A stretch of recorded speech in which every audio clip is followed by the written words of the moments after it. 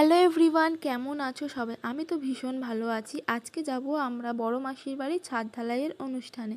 তো তাই জন্য স্নান করে সুন্দর করে রেডি হয়ে নিচ্ছি। প্রথমে একটু ময়শ্চারাইজার অ্যাপ্লাই করে নিলাম, দেন সানস্ক্রিন অ্যাপ্লাই করছি ভোরে ভোরে। এই গরমে রোদ্রে বেরোলে তো সানস্ক্রিন ম্যান্ডেটারি, তাই হাতে মুখে বেশ করে সানস্ক্রিন মেখে নিলাম।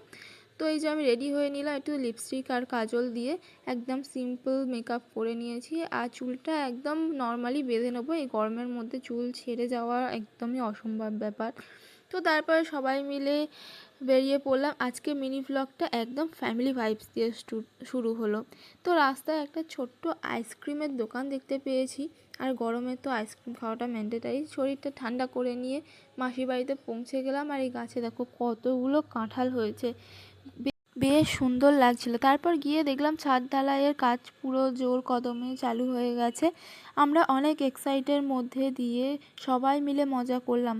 তারপর এখানে ভাইপোদের সাথে একটু খেলা করছিলাম। এই যে এটা হচ্ছে আমাদের ছোট ভাইপো, এই ছোটদার ছেলে। আর এইটা হচ্ছে যাকে আমি চকলেট দিচ্ছি, ওটা হচ্ছে বড় ভাইপো। তো ওদের সাথে একটু মজা করে নিয়ে এখানে মাসি মিষ্টি দিচ্ছিল, সেখানে আমরা বসে বসে একটু মিষ্টি খাওয়া দাওয়া করে নিলাম। আর তার মধ্যে হাত থেকে গেল পড়ে। তো তারপরে আমরা খাওয়া দাওয়া করতে চলে গেলাম।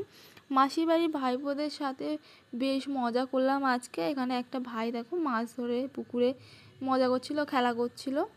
তো এখানে আমরা দিদি বৌদি সবাই মিলে একটু বসে বসে গল্প করে নিলাম। আর বিকাল হতেই ছাদ ঢালাই কমপ্লিট হয়ে যেতে আমরা একটুখানি দেখছিলাম কেমন লাগছে। তো এবার তো বাড়ি যাওয়ার জন্য সবাই রেডি হয়ে নিলাম। তো আজকের ব্লগটা এখানেই শেষ করছি।